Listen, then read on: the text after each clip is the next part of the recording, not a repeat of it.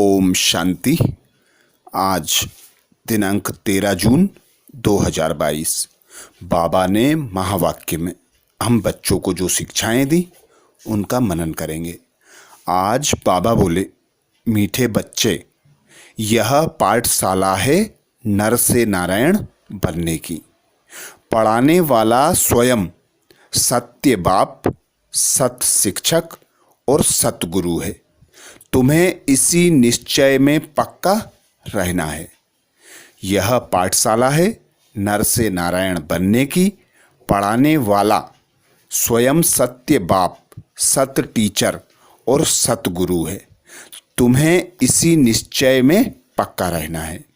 अर्थात बाबा हम बच्चों को संगम युग पर आकर नर से नारायण बनने के लिए राजयोग सिखाते।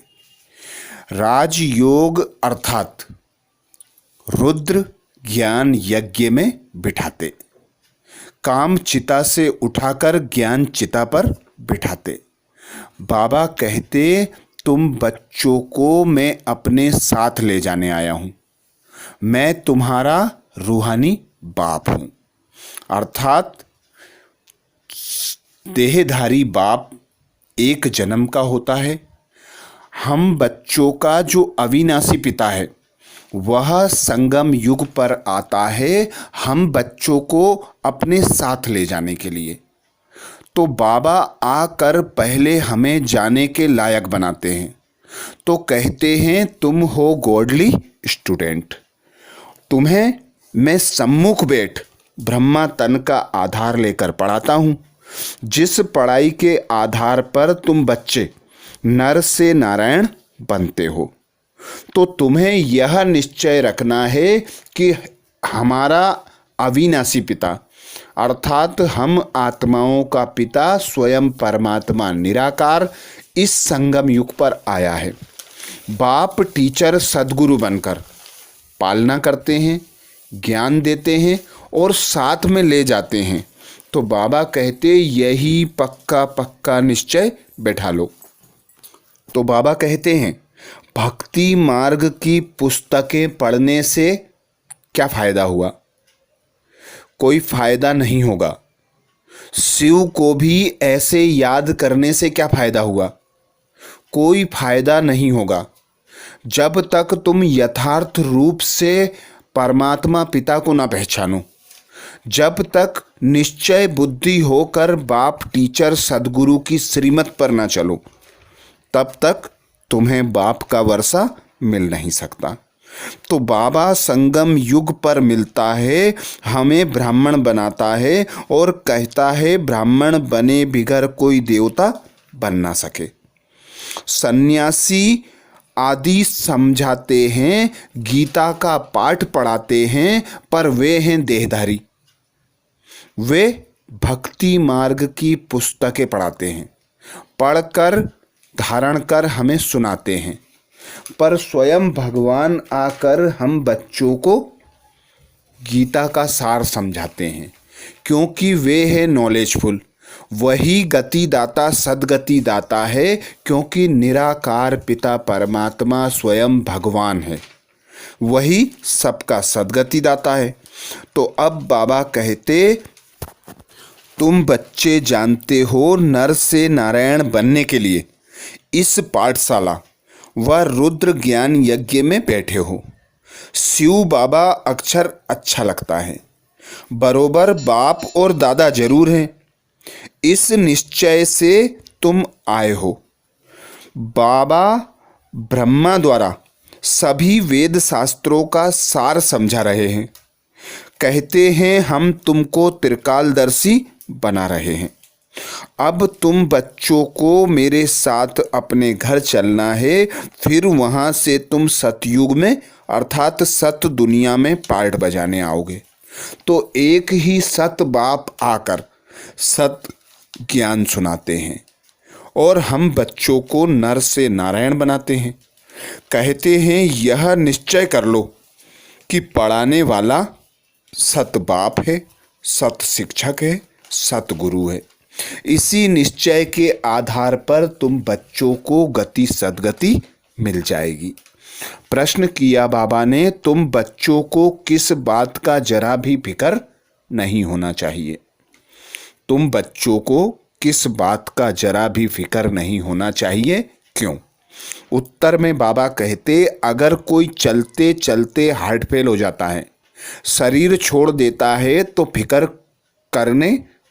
फिक्र नहीं होनी चाहिए। तुम जानते हो हर एक को अपनी एक्ट करना है। तुम्हें खुश होना चाहिए कि आत्मा ज्ञान और योग के संस्कार लेकर गई तो और ही भारत की अच्छी सेवा करेगी। फिक्र की बात नहीं है, यह तो ड्रामा की भाभी है। अर्थात बाबा हम बच्चों को ड्रामा का गुह्य राज बताते कि यदि कोई कर्म करते चलते फिरते शरीर छोड़ देता है तो वह अपना एक्ट कर रहा है। वह यहाँ से जाकर ज्ञान योग की शिक्षाएं साथ में लेकर, संस्कार साथ में लेकर जाता है तो उसे और ही अच्छा जन्म मिलता है। भारत की और अच्छी सेवा करने के लिए वह अपना पार्ट दूसरी जगह बजाने गया है। तो इसमें बाबा कहते फिक्र की कोई बात नहीं है। बाबा कितनी सहज रीति हम बच्चों को समझाते हैं कि बाप और वर्षे को जान लो। जब तुम जान जाते हो कि बाबा कितना मीठा है, तुम भी फील करते हो हमको श्रीमत पर पढ़ना और पढ़ाना है, यही धंधा है। बाकी बाबा कहते कर्म भोग तो जन्म जन्मांतर का बहुत है ना। समझो कोई बीमार पड़ते हैं, कल हार्ट फेल हो जाता है तो समझा जाता है भावी ड्रामा की। उनको शायद और पार्ट बजाना होगा। इसलिए बाबा कहते दुख की कोई बात नहीं, ड्रामा अटल है, एक्यूरेट चल रहा है। हर आत्मा अपना पार्ट एक्यूरेट बजाती है, उनको दूसरा पार्ट बजाना है। फिक्र की कोई बात नहीं, और ही भारत की अच्छी सेवा करेंगे क्योंकि संस्कार ही ऐसे साथ में ले जाते हैं, कोई कल्याण अर्थ चले जाते हैं। तो खुश होना चाहिए। समझते बाबा हम बच्चों को समझाते रहते हैं, अम्मा मरे तो भी हलवा खाना। तो यह निश्चय होना चाहिए कि ड्रामा अविनाशी बना बनाया है, हर आत्मा अपना एक्यूरेट पार्ट बजाती है। तो इसमें कोई हार्ट फेल हो या शरीर छोड़ दे, इसके लिए दुख करने की आवश्यकता नहीं है। बस यह स्मृति रहे कि हम बच्चों को सर्विसेबल बनना है, एक बाप को याद करना है, सर्व का कल्याण करने की सेवा में तत्पर रहना है। क्योंकि बाबा आया है हम बच्चों को पतित से पावन बनाने, तो हमें अपना पुरुषार्थ करना है। गीत सुनाया बाबा ने, तुम ही हो माता पिता, तुम ही हो बंधु सखा, तुम ही हो। तो बाबा ही एक सर्व संबंधों की अनुभूति कराने वाला है। बाबा ही एक सर्व प्राप्तियां कराने वाला है। तो ऐसे बाप को कितनी अच्छी रीति याद करना चाहिए। बाबा हमें राजयोग सिखाने आते हैं, अर्थात सतयुग का वर्षा देने आते हैं। तो बाबा कहते हैं मुझ एक बाप को याद करो, अपने घर परम धाम को याद करो, नई दुनिया को याद करो। नई दुनिया को याद करोगे तो नई दुनिया के संस्कार धारण होंगे। अपने घर को याद करोगे तो तुम इस देह की दुनिया से खुद को उपराम करोगे, और एक बाप को याद करोगे तो तुम्हारे जो पिछले विकर्म हैं वे विनाश होंगे।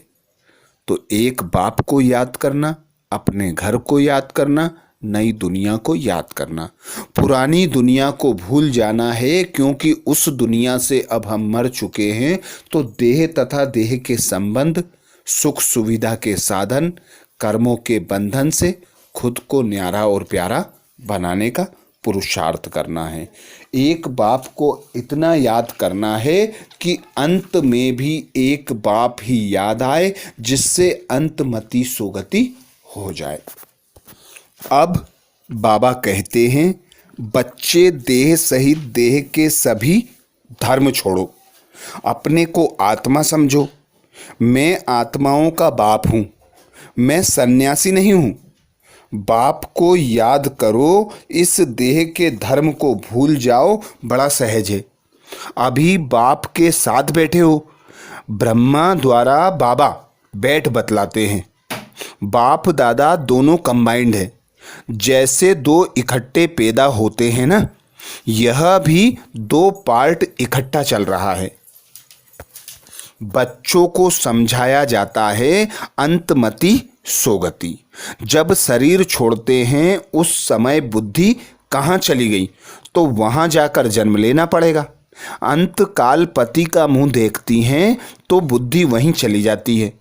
अंतकाल जो जैसी स्मृति में रहता है, उसी समय का बड़ा असर रहता है। अगर उस समय की स्मृति रहे कि कृष्ण जैसा बच्चा बनूं, तो बात मत पूछो, बहुत सुंदर बच्चा बन जन्म लेते हैं।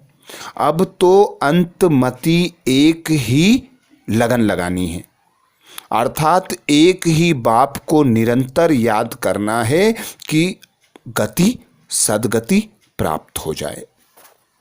तो बाबा कहते, जितना अशरीरी बनने का पुरुषार्थ करोगे, जितना अशरीरी बनने का पुरुषार्थ करोगे, खुद को आत्मा अनुभव करोगे, वो एक पिता परमात्मा को याद करोगे, देह का ख्याल ना रहे, सबको भूलना है। तो बाबा कहते, तुम नंगे अशरीरी आए थे, फिर नंगे जाना है। तो एक बाप की ऐसी लगन लग जाए कि अंत में एक बाप ही याद आए। वरदान दिया बाबा ने। वरदान में बाबा बोले, मन बुद्धि से किसी भी बुराई को टच ना करने वाले संपूर्ण वैष्णव व सफल तपस्वी भव। मन बुद्धि से किसी भी बुराई को टच ना करने वाले संपूर्ण वैष्णव व सफल तपस्वी भव। डिटेल में बाबा कहते, पवित्रता की पर्सनैलिटी व रॉयल्टी वाले मन बुद्धि से किसी भी बुराई को टच नहीं कर सकते। जैसे ब्राह्मण जीवन में शारीरिक आकर्षण व शारीरिक टचिंग अपवित्रता है, ऐसे मन बुद्धि में किसी विकार के संकल्प मात्र की आकर्षण व टचिंग अपवित्रता है। अर्थात बाबा ब्रह्मचर्य को ही पवित्रता नहीं कहते। बाबा कहते हैं, ब्रह्मचारी बनो, ब्रह्मा बाप के कदम पर कदम रखो। क्योंकि जब तुम निराकार होते हो तो निराकार पिता परमात्मा को फॉलो करो, और जब साकार में आते हो तो ब्रह्मा बाप को फॉलो करो। तो ब्रह्मा बाप ने हर कर्म करते, हर संकल्प, हर बोल में एक पिता परमात्मा की श्रीमत को फॉलो किया, अर्थात संपूर्ण पवित्रता को धारण किया। तो ऐसे ही बाबा कहते, तुम बच्चों को, तुम ब्राह्मण बच्चों को जिस प्रकार शारीरिक आकर्षण व टचिंग अपवित्रता है, ऐसे ही अब मन और बुद्धि में भी किसी विकार का संकल्प भी टच ना हो।